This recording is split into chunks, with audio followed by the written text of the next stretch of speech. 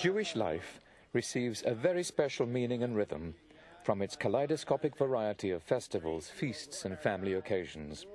These events punctuate the Jewish year and give it spice and a unique character. See, this is one of the wonderful things about Judaism to me, is that it is a celebration of life in our holidays, in our daily activities. But if you would ask, what is the most important holiday that you celebrate, I would say the Sabbath. On the Sabbath, once a week, the Jew devotes himself to his family, his community, and his God. It is a day that you are cut off from the labors and the worries that afflict a person for 6 days a week. And it's a time when the family is together, when there's a special meal on Friday evening and the family relaxes around the dinner table and sings Sabbath songs, and then goes to synagogue or temple to attend worship services with the community. But the Sabbath is also a time for study.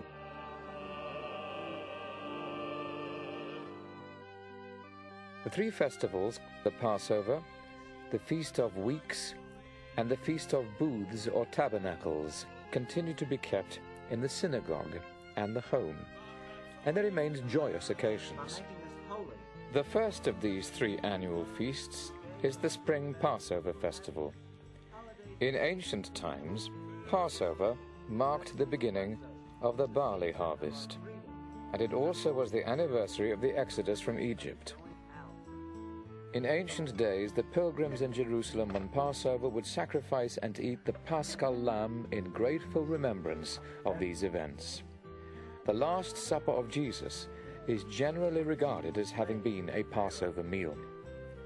The Passover festival lasts for a week, and in memory of their forefathers' plight, Jews are commanded to eat only unleavened bread, which takes the form of wafers. The Feast of Weeks occurs 50 days after Passover. In temple times, this agricultural festival celebrated the first fruits of the early summer, and the pilgrim brought an offering to the temple from the wheat harvest. The Feast of Weeks falls on the date traditionally linked with the giving of the Torah to Moses on Mount Sinai, so the feast is also known as the Feast of the Giving of the Law. The third of the three main pilgrimage festivals occurs in the fall, when the harvest has been gathered. It's called the Feast of Booths, or the Feast of Tabernacles. This was the most joyful of the three festivals. It received its historical symbolism by commemorating the 40-year wanderings of the children of Israel in the wilderness. During that time, the Israelites lived in tent-like booths or tabernacles. Jews, during this festival, live in booths constructed in their gardens or on the balconies or roofs of their houses.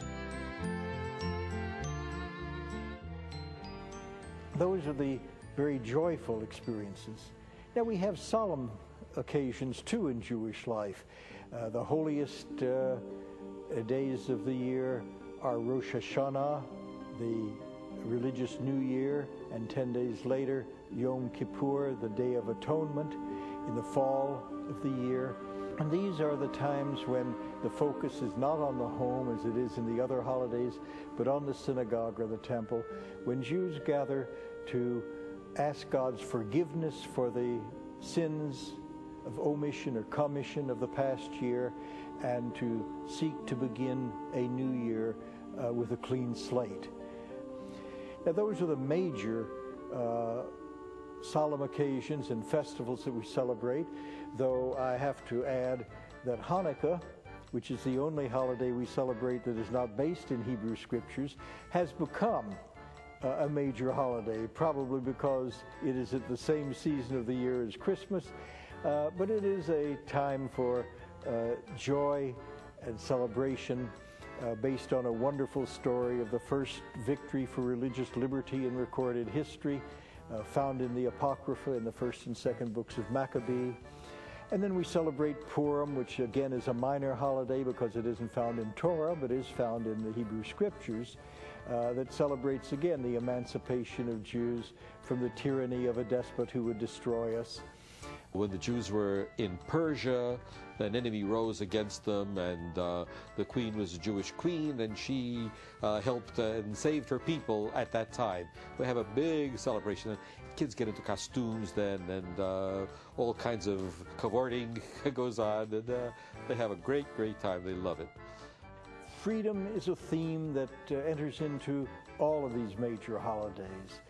The aspiration to be free to worship the one God and to live at peace as a community.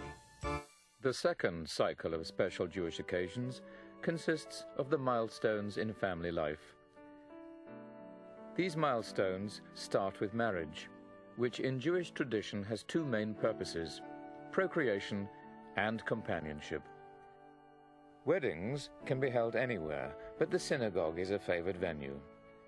The ceremony is held in the open air if possible, to recall God's promise to Abraham that his progeny would be as numerous as the stars. At the Jewish marriage ceremony, a canopy is held over the couple to symbolize the home that they are about to establish. After marriage, the next event in the family cycle is the birth of a child. Adam and Eve were ordered by God to be fruitful and multiply, and this was seen by Jews as the first of the commandments. If the child is a boy, a circumcision ceremony takes place 1 week after birth. Among young Jewish couples today, there is a growing custom to hold a name-giving feast also for a daughter. Baruch atah Adonai Eloheinu melech haolam asher kiddushanu. On reaching the age of 13, a Jewish boy is seen as an adult, and he becomes responsible for his own deeds and religious observance. Only since the Middle Ages has this been the occasion for a special ceremony, but now the bar mitzvah has become one of the central events in the Jewish life cycle. In the 20th century, a parallel ceremony has been introduced for girls at the age of 12, called the bat mitzvah.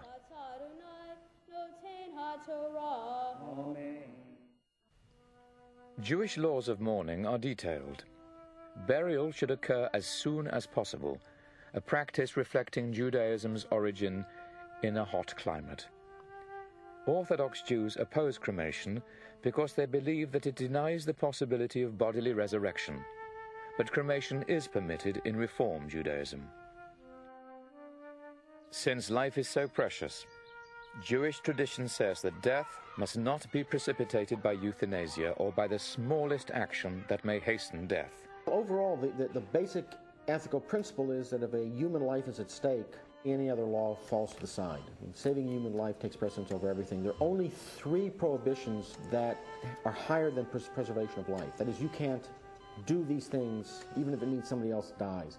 And that's committing incest, committing murder yourself, or idolatry. But anything else, the preservation of life takes precedence. From the Mosaic Code, the rabbis have derived 613 commandments for the Jew to observe. As we have seen, many of these relate to the synagogue and family life, to feasts and to fasts. Hundreds of the commandments relate to the temple ritual and to agricultural life in ancient Israel, and these have been unused for almost 2,000 years.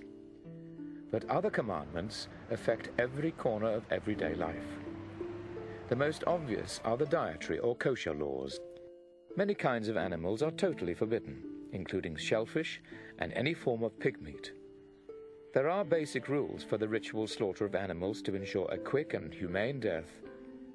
Other rules prescribe how to properly draw off the blood, which is seen as the seat of life. The rabbis also derived from the Bible a ban on eating milk products together with meat products. Feel your glass, okay? Hey.